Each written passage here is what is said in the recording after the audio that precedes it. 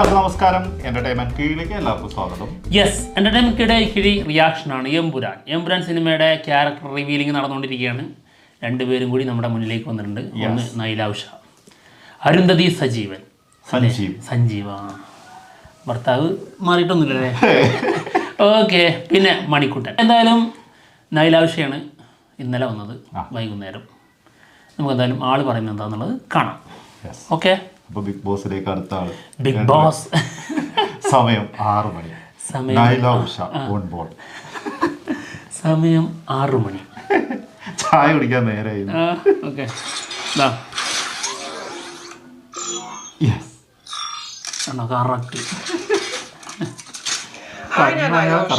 ലൂസിഫറിലെ അരുന്ധതി. എനിക്ക് എൻ്റെ വളരെ ചെറിയ ഒരു കരിയറാണ് സിനിമയിൽ. ആ കരിയറിൽ എനിക്ക് വളരെ സ്പെഷ്യൽ ആയിട്ടുള്ള ഒരു ക്യാരക്ടറാണ് അരുന്ധതി. കാരണം ലൂസിഫർ എന്ന സിനിമ അത്ര വലിയൊരു ഇമ്പാക്ട് ഉണ്ടാക്കിയ സിനിമയാണ്. ഒരുപക്ഷെ ലോകത്ത് എല്ലാവരും, മലയാളികൾ മാത്രമല്ല, ഒരുപാട് പേര് കണ്ടിട്ടുള്ള സിനിമയാണ്. സോ കേരളം വിട്ട് പുറത്തേക്ക് പോകുമ്പോൾ എന്നെ ഏറ്റവും കൂടുതൽ ആളുകൾ ഐഡന്റിഫൈ ചെയ്യുന്നത് ലൂസിഫറിലെ ഈ അരുന്ധതി എന്ന കഥാപാത്രത്തിലൂടെയാണ്. പിന്നെ ഈ സിനിമയ്ക്കകത്ത് ലാലേട്ടനുമായിട്ടുള്ള എൻ്റെ ഒരു ഫസ്റ്റ് വർക്കിംഗ് എക്സ്പീരിയൻസ് ആണ്. അപ്പൊ അങ്ങനെ കുറെ റീസൺസ് കൊണ്ട് ലൂസിഫർ എനിക്ക് വളരെ സ്പെഷ്യൽ ആയിരുന്നു. Now talking about the character of the movie Lucifer, Arundhati വളരെ ബോൾഡ് ആയിട്ടുള്ള, ഇന്റലിജന്റ് ആയിട്ടുള്ള, ഇന്നത്തെ പൊളിറ്റിക്സിന്റെ ഒരു ബാക്ക്ഗ്രൗണ്ടിൽ പറയുന്ന കഥയാണല്ലോ ലൂസിഫർ. അപ്പം ആ പൊളിറ്റിക്കൽ പാർട്ടിയെ കൺട്രോൾ ചെയ്യുന്ന ഒരു പാർട്ടി, അതേ പാർട്ടിയിലുള്ള ആ ഒരു ചാനൽ ഹെഡ് ചെയ്യുന്ന ഒരു കഥാപാത്രമാണ്. അപ്പം അത്ര തന്നെ സ്പേസ് ഉണ്ടായിരുന്നു ആ ഒരു കഥാപാത്രത്തിന് ലൂസിഫറിലും. ഇന്നിപ്പോ 5 വർഷം കഴിഞ്ഞു, കാര്യങ്ങളൊക്കെ മാറി. അപ്പോൾ ഡെഫിനറ്റ്ലി NPTVക്കും അരുന്ധതിക്കും ആ കഥാപാത്രത്തിനും ഒക്കെ മാറ്റം ഉണ്ടായിട്ടുണ്ടാകണം. അപ്പൊ അതൊക്കെയാണ് എമ്പുരാനിൽ ഒരു പക്ഷേ നിങ്ങളും കാണാൻ പോകുന്നത്. I'm also very very excited for the entire film. കാരണം ഞാൻ 2024 എന്ന വർഷത്തിൽ ഞാൻ ആകെ ചെയ്ത ഫിലിം എമ്പുരാനാണ്. So it was so much of fun going back to that set, and it was about, you know, reliving all that memories that I had during the Lucifer shoot. ഞാൻ നേരത്തെ പറഞ്ഞിരുന്നല്ലോ, ലാലേട്ടന്റെ കൂടെ ഉള്ള എന്റെ ഫസ്റ്റ് വർക്കിംഗ് എക്സ്പീരിയൻസ് ആയിരുന്നു Lucifer. അപ്പൊ അതിനകത്ത് സ്റ്റീഫൻ ഷർട്ടിലെ ചോര, അതിനെ ബേസ് ചെയ്തിട്ടുള്ള കുറെ മീംസും കാര്യങ്ങളൊക്കെ വന്നേ. പിന്നെ ആ ഒരു അദ്ദേഹത്തിന്റെ ഒരു എന്താ പറയാ, ആ ഒരു ഡയലോഗ്, അതിന്റെ ഭാഗമാകാൻ എനിക്കും സാധിച്ചു എന്നുള്ളതാണ് എനിക്ക് സത്യം പറഞ്ഞു കഴിഞ്ഞാൽ ലൂസിഫറിൽ കിട്ടിയ ഏറ്റവും വലിയൊരു ബോണസ്. ആൻഡ് അദ്ദേഹത്തിന്റെ ഒരു അഭിനയിക്കുമ്പോൾ ഒക്കെ സൈഡിൽ നിന്നൊക്കെ കാണാൻ പറ്റുക എന്നൊക്കെ ഉള്ളത് പോലും എനിക്കൊരു വലിയ എക്സ്പീരിയൻസ് ആയിരുന്നു. So looking forward to it. സിനിമയുടെ ആ ഒരു ഫാൻ എന്നുള്ള രീതിയിൽ, ലൂസിഫർ കണ്ടിഷ്ടപ്പെട്ട ഒരു ആരാധിക എന്നുള്ള രീതിയിലും, ഒപ്പം അരുന്ധതിയും NPTVയും ഈ സിനിമയിലെ മറ്റു കഥാപാത്രങ്ങളും ഒക്കെ എമ്പുരാനിലേക്ക് വരുമ്പോൾ എങ്ങനെയാണെന്നൊക്കെ അറിയാനൊക്കെ ആയിട്ട് ഞാനും കാത്തിരിക്കുകയാണ് നിങ്ങളെ പോലെ. Empuran is coming to the theaters on the 27th of March 2025. See you there. ഒരു സാധനം വിട്ടു പറഞ്ഞിട്ടില്ല. ആരോ ഒരാള് സ്പോയിലർ ഇട്ടിട്ടുണ്ടായിരുന്നു. എന്ത്? ശിവത. എന്താ പറഞ്ഞത്? ഫാസിൽ സാറിന്റെ കൂടെ കോമ്പിനേഷൻ.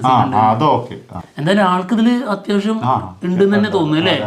അതായത് ലൂസിഫറിലെ കഥാപാത്രത്തിന്റെ അതേ ഒരു സ്പേസ് ഇതിലുണ്ടാവും തോന്നുന്നു. സ്റ്റീഫൻ നാട്ടിലെത്തിക്കഴിഞ്ഞാൽ പിന്നെ ഇവർക്ക് എല്ലാവർക്കും ചാകരയാ, ചാനലുകാർക്കൊക്കെ ചാകര. നാട്ടിലെത്തണം, അതുവരെ അറിയില്ലല്ലോ. അതുവരെ അറിയുന്ന ഒരൊറ്റ ആളുള്ളൂ, ഗോവർദ്ധൻ. ആളെന്താണോ ചെയ്യുന്നത് ഫുള്ള് ഡീറ്റെയിൽ അറിയുന്ന ഒരാളേ ഉള്ളൂ. ഓക്കെ. എന്തായാലും ഒന്നും തന്നിട്ടില്ല, നമുക്ക് തരൂല, നിരാശ ഉണ്ട്. പക്ഷെ എങ്കിലും ആള് ഭയങ്കര എക്സൈറ്റഡ് ആണെന്ന് തോന്നുന്നു അല്ലേ? അത് പിന്നെ കാണാനുള്ള ത്രില്ലിൽ തന്നെയാണ്.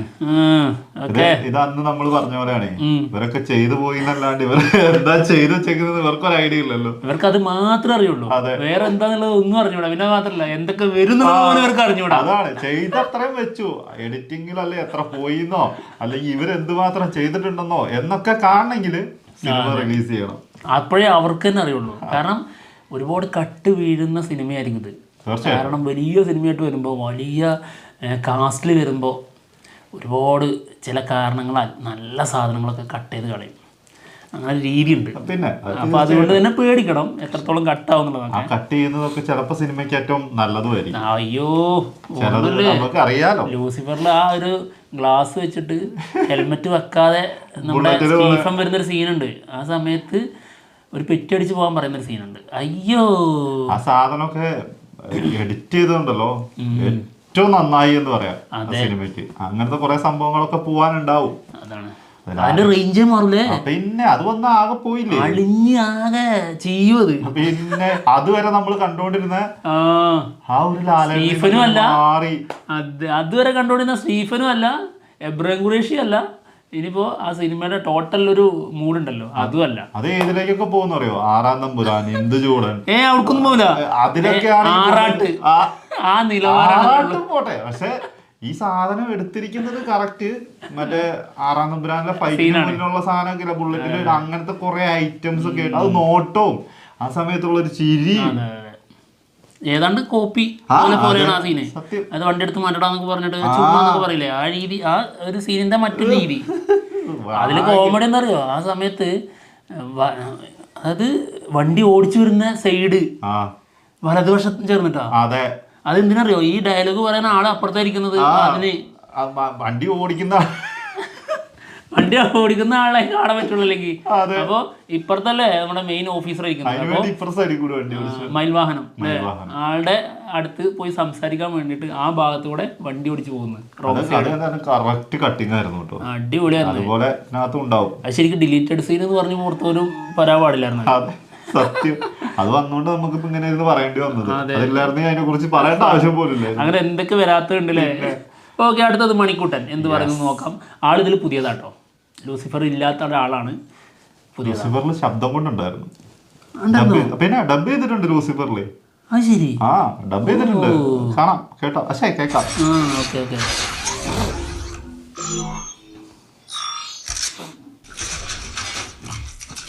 മണിക്കുട്ടൻ. നമസ്കാരം, ഞാൻ നിങ്ങളുടെ സ്വന്തം മണിക്കുട്ടൻ. എന്താ ലൂസിഫറിൽ ഡബ് ചെയ്ത്? എന്താ ഞാൻ ഇവനെ ഊക്കാന്ന് കരുതി. മണിക്കുട്ടൻ വന്നിരുന്നിട്ടേ ഇവനെ ഊക്കാന്ന് ഞാൻ കരുതി. ഹായ് ഫ്രണ്ട്സ്, എല്ലാവർക്കും നമസ്കാരം. എന്റർടൈൻമെന്റ് കീഴിലേക്ക് എല്ലാവർക്കും സ്വാഗതം. മണിക്കുട്ടൻ എന്നുള്ള പേര് മാത്രം മാറ്റണം. കറക്റ്റ് അല്ലേ? അതേ ഇൻട്രോ നമ്മളറിയും, നമ്മളെ ചാനൽ കണ്ടോണ്ടിരിക്കുന്ന ആളല്ലടാ, ഇൻഫ്ലുവൻസ് ആയി. നമ്മൾ വേറെ എന്തെങ്കിലുമൊക്കെ പഠിച്ചു വന്നിട്ടുണ്ടാവും. വന്നിരുന്ന് കഴിഞ്ഞപ്പോ പെട്ടെന്ന് കാണുന്ന സംഭവം ഇങ്ങനെ രജിസ്റ്റർ ആയിട്ടേ മനസ്സിലായി. പെട്ടെന്ന് കിഴിയങ്ങ് ഓർമ്മ വന്നു. ഹായ് ഫ്രണ്ട്സ്, അത് കേറി അടിച്ച് കണ്ടോട്ടോ ഒന്നും കൂടി. സമയം 4 മണി, അല്ല 10 മണി. ഹായ് ഫ്രണ്ട്സ്, നമസ്കാരം. ഞാൻ നിങ്ങളുടെ സ്വന്തം മണിക്കുട്ടൻ. എന്താ ലൂസിഫറിൽ ഡബ് ചെയ്തവരൊക്കെ ഒന്ന് പ്രൊമോഷൻ ഇരിക്കുന്നു വേണ്ടി.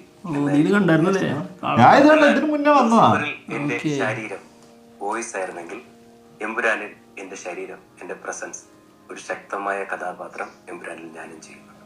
ലൂസിഫർ എന്ന് പറഞ്ഞ സിനിമയിൽ ഒരു കഥാപാത്രത്തിൽ ഡബ് ചെയ്യാൻ വേണ്ടി രാജു, ഇതിന്റെ ഡയറക്ടറിനെ വിളിച്ചിട്ടുണ്ടായിരുന്നു. ഞാൻ വന്ന് ഡബ് ചെയ്തു. ഡബ് ചെയ്ത സമയത്തിന് അദ്ദേഹത്തിന് അത് ഇഷ്ടപ്പെട്ടു. കാരണം ട്രിവാൻഡ്രം സ്ലാങ് എനിക്ക് നന്നായി വരുമെന്ന് അദ്ദേഹത്തിന് അറിയാം. അപ്പൊ അദ്ദേഹം അന്നൊരു വാക്ക് പറഞ്ഞിരുന്നു, അടുത്ത ഇതിന്റെ ഒരു 2ാം ഭാഗം ഉണ്ടെങ്കിൽ അതിൽ മണിക്കുട്ടൻ ഒരു ക്യാരക്ടർ ചെയ്യും എന്ന്.